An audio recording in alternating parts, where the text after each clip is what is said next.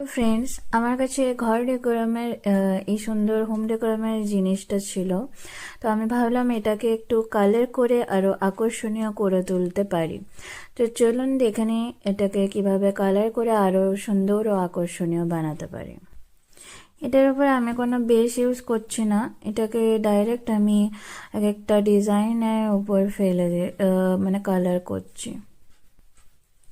দেখতে পাচ্ছেন আমি এটাতে এভাবে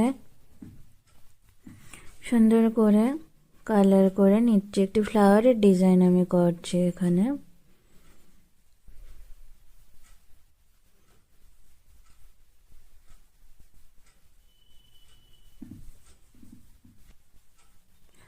তো দেখতে পাচ্ছেন আমি উপরটাতে এক কালারের বর্ডার করে নিয়েছি। দেখতে পাচ্ছেন আমি এটাকে এভাবে পুরোটা ভরাট করে নিয়েছি।